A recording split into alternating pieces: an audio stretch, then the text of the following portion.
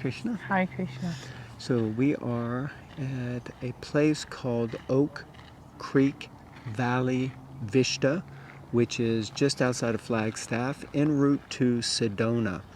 And we're hopefully going to stop off in Sedona also, see a few sights. But there's a beautiful view of the valley, I guess. I don't know, maybe there'll be some other views or some things posted either on Instagram or YouTube. But it's a really beautiful trip, and we're going to follow, I think it's route.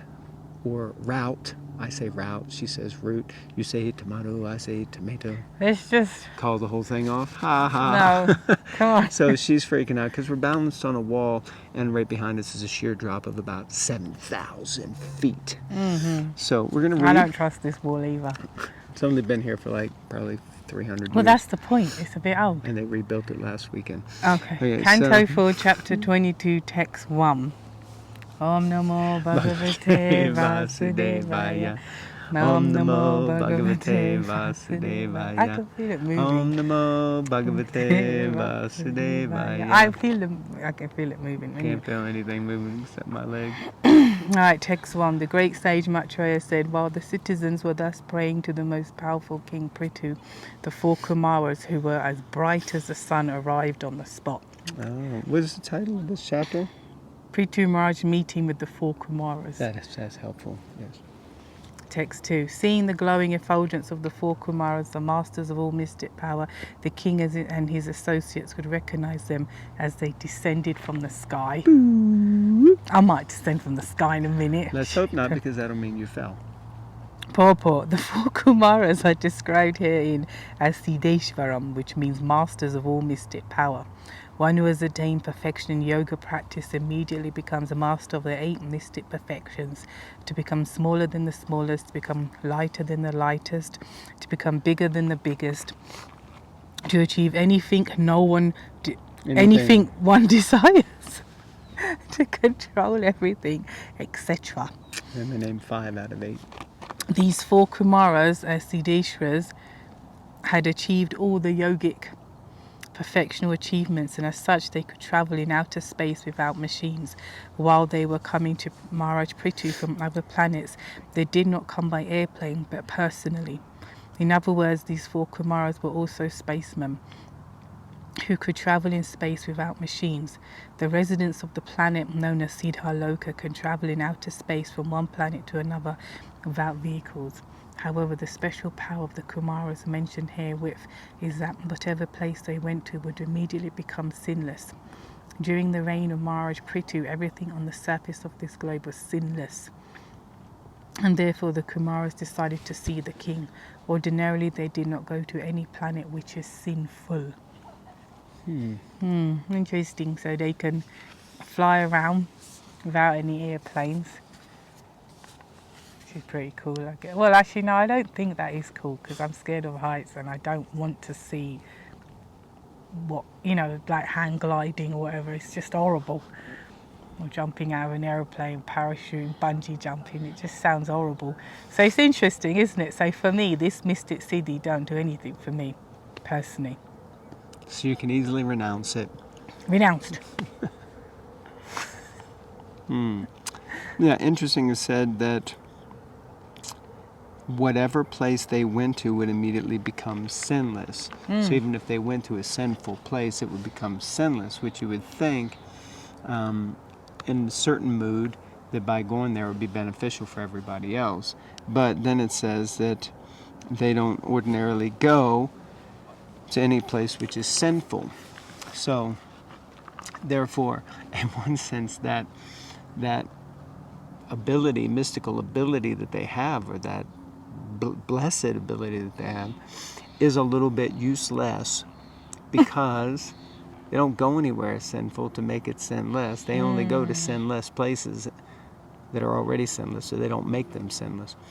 So it is an interesting perspective, I guess. So in terms of what Srila Rupa Goswami says in the Bhakti Rasamrita Sindhu or Nectar of Instruction? One of them. NOD or NOI? He talks about Uttamadhikari, Madhyamadhikari, and Kanishta. In both of them. And Prabhupada explains that the Uttamadhikari, the topmost, comes as he is, although he doesn't say as I am, but as he is, he comes down to the Madhyama Adhikari to preach, to be amongst the people. So it's saying, does that mean that they are not Uttama Adhikari and they are Madhyam because they do not choose to save others, if that Beautiful makes sense? question. The answer would be that they are clearly Uttama Adhikaris because they're on the highest level of transcendental knowledge and wisdom and conduct. But it may mean that they just aren't in, because there's what's known as Goshtyanandis and Bhajananandis. And Bhajananandis are more concerned with their own bhajan. Right. Goshtyanandis are the ones who go out and preach. Preach. Just like I remember we used to go to Guildford in Surrey for book distribution, and the mall there is called, I think it's called Friars Mall or something like that. And there was a sign on the side that explained what friars were. Now, of course, those who are watching from Great Britain, you know that there's Friar Tuck from the famous Robin Hood days. And they were all often big guys with, I don't know if that's how they actually dressed, and they had a little cap on and big brown sheet with a rope around it. But anyway, it describes that friars were different than like the monks or the priests, because the friars would go out. They would go out and preach. And I remember we used to like to be in Guildford because we felt like we could relate to that principle of being a friar, because we would go out. But not everyone is in that same mood. So it doesn't mean that they're not advanced. It just means that what they do at their advanced. Now, Srila Prabhupada would often comment that a Goshtyanandi is higher than a Bhajananandi in a sense, because they're more compassionate. And Prahlad Maharaj also, in that famous verse, he says that there are many yogis, saintly people, who are interested only in their own salvation. But for me, I am prepared to go into the cities where there's most fallen souls to try to help them, help those fools and rascals who are trying to enjoy in the material world. So there's just different types, I think. Does that make sense? Okay, let's see. So you read 21, you read 1 and 2, right? So text 3. Seeing the 4 Kumars, Prithu Maharaj was greatly anxious to receive them.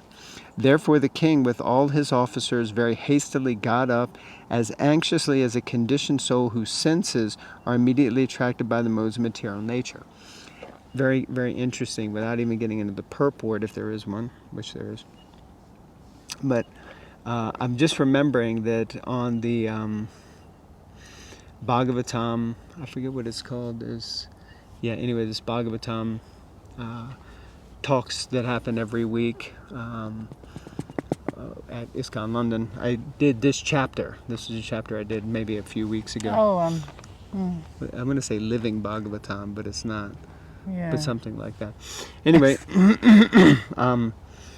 but just how it's comparable, one might not be able to notice the difference between them being in anxiety to please their senses and them being in anxiety to please the senses of a great person.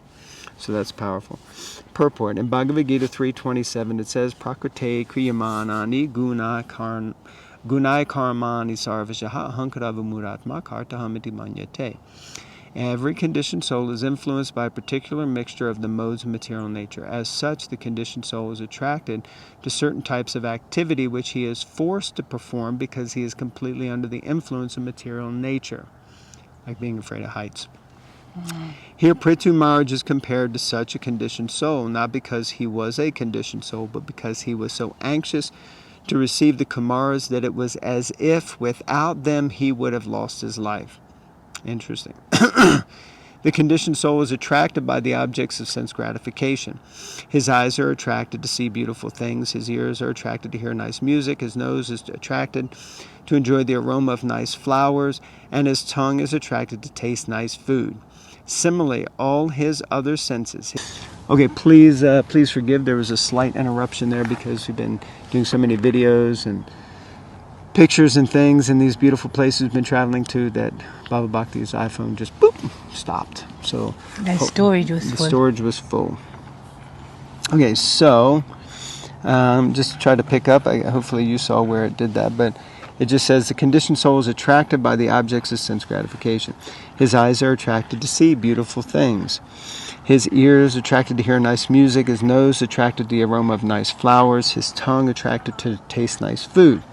Similarly, all his other senses, his hands, his legs, his belly, his genital, his mind, etc., are so susceptible to the attraction of the objects of enjoyment that he cannot restrain himself. Prithu Maharaj, in the same way, could not restrain himself from receiving the 4 Kumaras. Interesting. Who were bright by dint of their spiritual progress, and thus not only he himself, but also his officers and associates all received the 4 Kumars. It is said, birds of a feather flock together. In this world, everyone is attracted by a person of the same category. Interesting. A drunkard is attracted to persons who are also drunkards. Similarly, a saintly person is attracted by other saintly persons. Prithu Maharaj was in the topmost position of spiritual advancement, means he was an Uttama Adhikari also. And as such, he was attracted by the Kumars who were of the same category. Thus, that question that you asked is answered also. It is said, therefore, that a man is known by his company. Okay. So, very potent about how one acts according to conditioning, how the senses are always desiring some satisfaction in accordance with what is nice and pleasing to them, and how that analogy is being compared to the impetus which drove Prithu Maharaj to serve the 4 Kumaras. But actually, he is as advanced, and that's coming from Prabhupada's purport. He is on the same level as the 4 Kumaras, his spiritual advancement. So it's a very interesting point. So, I don't know, do we want to just go ahead and finish? I think we should finish. All right. We're going to stop here. It might be a little short, but it's a beautiful background. I'm just going to take this opportunity. Hold on, let me. So Bhava Bhakti is going to ask you to do what we ask you to do every time, which is? Be happy. Like, comment, subscribe, and share. Okay, Bye. you can hold this. Would you? We're going to do this. Hold on. Just hold tight. Ready? We're going to look up. We didn't do this before. Yeah, give you all a bit of a view. That's the road over there we're going to go down, and then we're going to go down into that valley and follow the road all the way to a place called Sedona. Hare Krishna. Hare Krishna. Pratara Srimad Bhagavatam ki jai. Jai.